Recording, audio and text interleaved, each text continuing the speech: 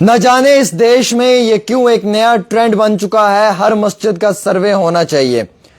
اور دلی کی جو جامعہ مسجد ہے اس کے سروے کے لیے ایک چٹھی لکھی ہے ASI محکمے کو ہندو سینا کے وشنوی گپتا نے، اور اس میں دعویٰ پیش کیا ہے کہ جامعہ مسجد کی جو سیڑھیاں ہیں ان کے نیچے کچھ مورتیاں ہیں۔ اس طریقے کا دعویٰ انہوں نے اس خط میں پیش کیا ہے، اور یہ کہا گیا ہے کہ جہانگیر کے وقت میں جو ہے وہ جودھ پور اور راجستھان کے کئی سارے جگہوں سے جو ہے وہ مندروں کو توڑ کر ان کی جو مٹیریل ہے، جو ملبہ ہے، وہ وہاں پہ لا کے دبایا گیا ہے۔ اس چیز کو لے کر یہ دعویٰ پیش کیا ہے، لیکن اب بدھسٹ جو دھرم ہے ان کا بھی یہ مطالبہ ہے کہ سبھی مندروں کا سروے ہونا چاہیے۔ وہ بھی یہ دعویٰ پیش کر رہے ہیں کہ ان کا کہنا ہے کہ جس طریقے سے یہ مسجدوں کے سروے کے لیے کہہ رہے ہیں ویسے ہی مندروں کا سروے بھی ہونا چاہیے۔ انہوں نے بھی اپنا دعویٰ پیش کیا ہے، انہوں نے بھی کہا ہے کہ ان کی بھی آستھائیں جو ہیں وہ کئی ساری ایسی جگہوں کے ساتھ جڑی ہوئی ہیں جہاں مندروں کے نیچے سے بھی کچھ اسی طریقے کی چیزیں سامنے نکل کر آئیں گی۔ فی الحال دوستوں میں آپ کو یہ بتانا چاہوں گا کہ جو جہانگیر کی لکھی ہوئی کتاب ہے مصر عالمگیری، اس کتاب کے اندر جہانگیر نے لکھا ہے، یہ دعویٰ پیش کیا ہے ہندو سینا نے کہ اس میں لکھا ہوا ہے کہ دلی کی جو جامعہ مسجد ہے، اس جامعہ مسجد کی جو سیڑھیاں ہیں ان کے نیچے جو ملبہ ہے وہ مندر کا ہے۔ اور اس کے بعد اس کتاب کو لکھنے والے ساقی مستعد خان ہیں جو اس وقت میں جہانگیر کے شاشن میں جو ہے وہ ایک دیوان کے طور پہ کام کر رہے تھے۔ حالانکہ اس دعوے کے بعد اب پورے دیش کے اندر ایک نیا ٹرینڈ بن چکا ہے، ایک نیا خط لکھا ہے ASI کو، اور پہلا خط جو ہے وہ سنبل کی قدیمی شاہی جامع مسجد کے لیے، اس کے بعد اجمیر کی درگاہ کے لیے، اور اب دلی کی جامعہ مسجد کے لیے۔ حالانکہ اسی دوران میں جو بدھ کمیونٹی سے ہمارے تعلق رکھنے والے بھائی ہیں انہوں نے بھی اپنا دعویٰ پیش کیا ہے، وہ بھی کہہ رہے ہیں کہ مندروں کی سروے ہونی چاہیے، اور کئی سارے مندروں کے پاس سے بھی اسی طریقے کا ان کی آستھا کے ساتھ جڑی ہوئی کئی ساری چیزیں نکل سکتی ہیں۔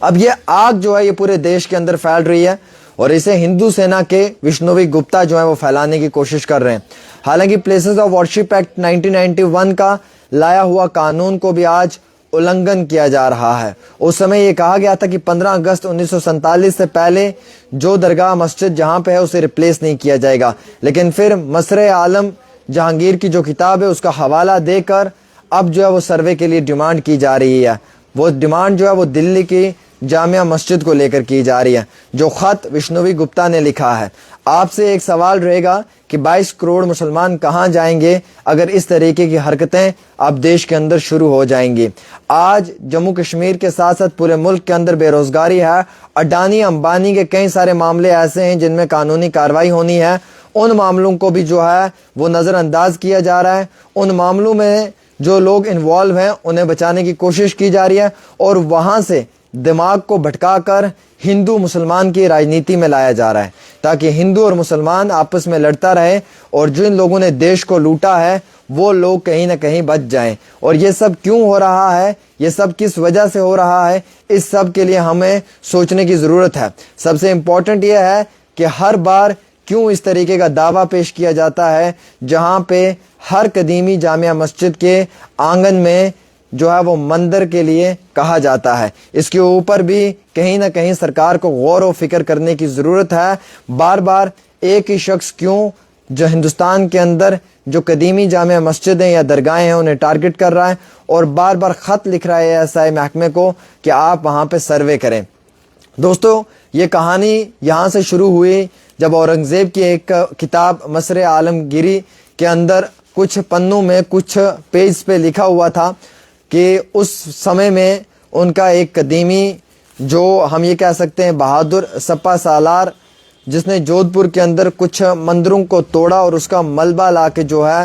وہ جامعہ مسجد دلی کی جو سیڑھیاں ہیں وہاں پہ دبا دیا۔ یہ دعویٰ ہندو سینا نے پیش کیا ہے اور کتاب کا حوالہ دیا ہے، اور یہ کہا ہے کہ اس کتاب کے اندر یہ لکھا ہوا ہے جسے ساقی مستعد خان نے لکھا ہے، جو اس وقت کے اس کتاب کے آتھر تھے، جو اورنگزیب کی چیزوں کو نوٹ کرتے تھے۔ لیکن اس کے بعد مسلم سماج نے بھی یہ دعویٰ پیش کیا ہے کہ اس طریقے کی کوئی بھی چیز نہیں ہے، صرف ہندو اور مسلمان کو آپس میں لڑوانے کے لیے کوشش کی جا رہی ہے۔ اور آپ کو معلوم ہے کہ پلیسز آف ورشپ ایکٹ 1991 کا جو قانون ہے اس کا بھی النگھن کیا جا رہا ہے۔ اس سمے دیش کے اندر حالات کس طریقے کے ہیں، بے روزگاری ختم ہو چکی ہے اور مسلسل بے روزگاری کے اندر نوجوانوں کی کمر بھی ٹوٹ چکی ہے، لیکن ان چیزوں سے ہٹا کر نوجوانوں کو صرف بھٹکایا جا رہا ہے، غلط راستے میں لایا جا رہا ہے، اور میکسیمم جو نوجوان ہیں انہیں جو ہے وہ صرف ہندو اور مسلمان کی راجنیتی میں ڈالا جا رہا ہے۔ کم سے کم اتنا تو سوچنے کی ضرورت ہے آج کے سمے میں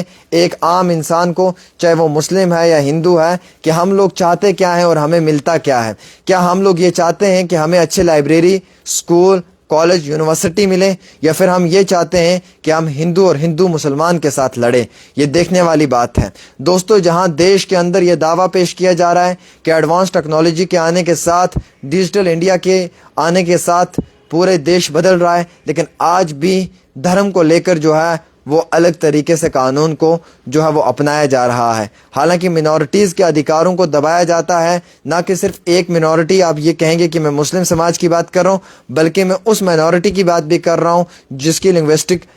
طور کے اوپر بھی جسے منورٹی مانا جاتا ہے۔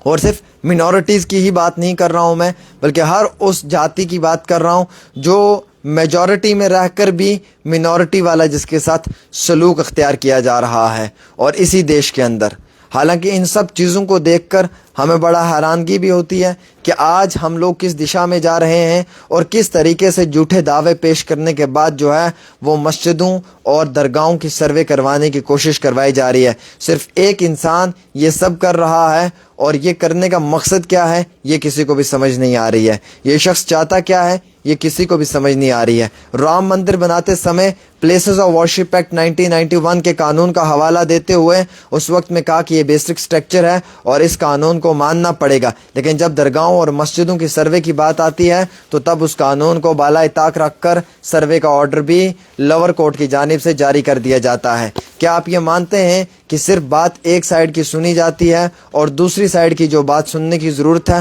اس بات کو ہمیشہ سائیڈ رکھ دیا جاتا ہے؟ دوستو اس سے بھی زیادہ امپورٹنٹ تو یہ ہے ہمارے لیے آج کے سمے میں کہ جس طریقے سے لگاتار مسجدوں کے لیے جو ہے وہ سروے کا